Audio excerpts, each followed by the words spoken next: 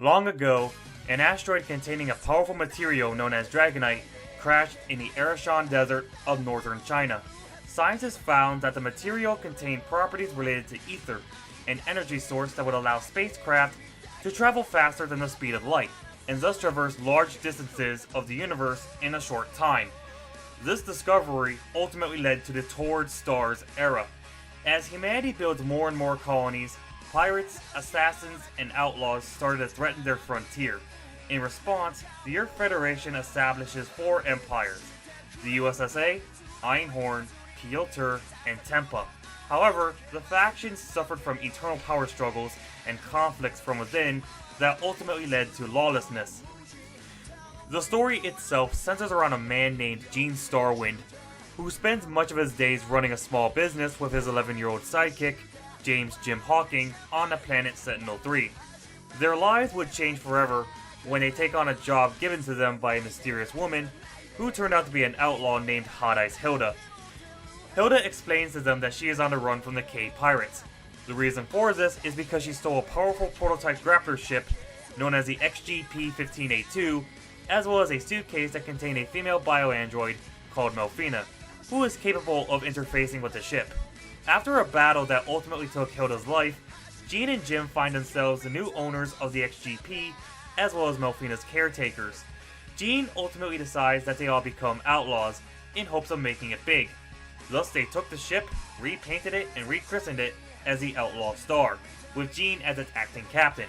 Over the course of the series, they take on various jobs, make new allies, and battle against criminals and authorities alike, while they also try to uncover the mystery of the galaxy's greatest treasure known as the Galactic Ley Line. Cowboy Bebop and Outlaw Star have a rather interesting history together. Both shows came out in the year 1998, both were produced by Sunrise, and both have a space western setting, though the manga and anime versions of Outlaw Star came out first. Ultimately, they are both very different from each other. Cowboy Bebop had a darker tone, more down-to-earth characters, and presented heavy philosophical themes. Outlaw Star, on the other hand, puts more of an emphasis on comedy, the plot focuses more on solving a big mystery, and the characters are a lot quirkier. The story had a pretty wild start. I absolutely loved the first 4 episodes. They set up Gene and his crew's adventures as outlaws perfectly. It's just a shame that after this point the story gets pushed to the side in favor of the series becoming more episodic in nature. Cowboy Bebop had a similar formula, but that show established the episodic formula in the beginning, unlike Outlaw Star, which decides to establish the narrative first and then shift focus once the crew acquired the ship. There are times where the show does progress the story, but a large portion of the episodes are mainly Gene and his crew doing odd jobs or solving petty crimes in hopes of making enough money to maintain their ship.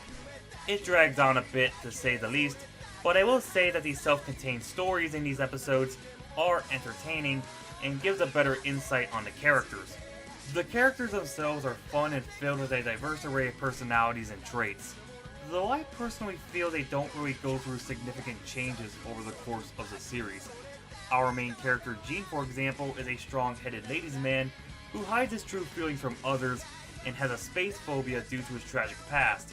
While he does get over his fear of space and even comes to terms with his feelings for Melfina, he doesn't really learn from a lot of his mistakes and remains very cocky and immature throughout the series. Jim is basically a boy genius who serves as a voice of reason for Gene. I actually sympathize with him the most out of anybody due to all the crap he has to put up with, especially when it comes to Gene. While he and Gene tend to argue throughout the series, he still looks up to him and helps him out whenever he's in danger.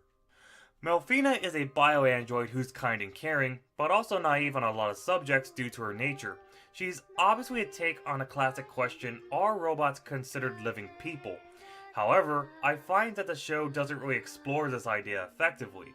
It's true that she does have a drive to find out her reason for being created, but that aspect of her character is usually put on the back burner until it becomes relevant again in certain episodes. Aisha, or Aisha, however you want to pronounce it, is a spunky, obnoxious alien cat girl that's part of a race known as the Kataro. She starts off as a nuisance to Gene and the crew, before ultimately befriending them in hopes of finding the Galactic Ley Line and be praised by the Kataro Empire. Her role in the story is mostly for comedy relief, but don't let that fool you, she is more than capable when it comes to a fight. Suzuka probably has the shortest end of the stick out of anyone in the main cast. She's an honor-driven assassin who was initially an enemy to Jean, but she ultimately joins him because of her shared dislike for the K-Pirates. And that's about it. She is a badass samurai and all, but she offers almost nothing to the story's overall progression, and basically hangs around them just because. Now, they do eventually give a reason for her staying with the Outlaw Star. Basically, she has a vendetta against one of the K-Pirates, but this is revealed so late in the series that I didn't bother to care whatsoever. As for the villains, well, the K-Pirate Guild basically want to recapture Melfina so they can go find out the mystery of the Galactic Ley Line and take over the universe. Pretty simple stuff. The McDougal brothers ended up being far more interesting. Ron is an amoral and intelligent mercenary who's the polar opposite of Jean, yet he's surprisingly very protective of his brother Harry. Harry, in contrast, is a lot more ruthless and later develops a massive obsession with Melfina due to how similar the two of them are. I think the last thing I want to talk about in this segment has to be how disappointing the ending was. It was incredibly rushed, some questions were left unanswered, and we end up knowing very little about the rest of the galaxy, save for some lore dumps provided by the narrator at the beginning of the episodes. I wanted to know more about other pirate guilds, what the Space Forces are up to, who exactly is the Tendo King. We get none of that, and it made me wish that this show had some kind of sequel. They were planning on a one-shot OVA called Sword of Wind that could serve as a direct sequel, but it was never produced. Even then, I think a second season would have been a better idea. It could have tied up all the loose ends and fleshed out the galaxy more. Whatever the case, I did admittedly had fun with the show, but I think it had the potential to be even better than what it was. Outlaw Star holds up very well when it comes to its presentation. The galaxy is dazzling and colorful, and the character designs are stylish and lively. Though I won't lie, the faces on the characters tend to have some serious issues. They look fine for most of the show, but there are moments where it can look downright awful. The ship and mech designs were done by Shoji Kawamori, who also worked on Cowboy Bebop, and I loved how they turned out. I really like the addition of the grappler arms on many of the ships, as they allow them to carry various weapons like guns and axes to aid their dogfights. The space battles are explosive and intense, and the battles on foot are also highly entertaining. There's a bit of everything thrown in them. Guns, magic, martial arts, swords. Outlaw Star pretty much hails in the action department, and I think it's the strongest aspect of the whole series. The animation itself is also very fluent, much like a lot of the anime Sunrise produced during the late 90s. All in all, Outlaw Star is an anime filled with high quality visuals and movement that is appealing to the eyes. The music is pretty good. A lot of the tracks fit right in with the setting and the battles that take place in it. The opening theme, Through the Night, is pretty kick-ass and is one of my favorite anime songs to come out in the 90s. The two ending themes are a lot more somber, which is kind of weird considering the overall comedic nature of the series, but they are still nice songs regardless. The Japanese version was alright from what I remembered, but I think this show works better in English.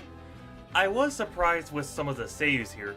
Jim is voiced by Rika Matsumoto, the voice of Satoshi, aka Ash from the Pokemon anime.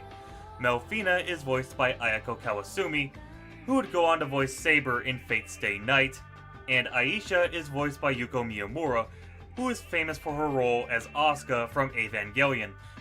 The dub is okay, but it has shown its age. There aren't a lot of noticeable names, but we do have Wendy Leah Suzuka, Brianne Sadal as Jim, and Honore Zahn as Aisha. For those of you who don't know, she was the voice of Rouge from the 90s X-Men cartoon. So overall, I say that Outlaw Star is still a fun-filled, action-packed sci-fi anime.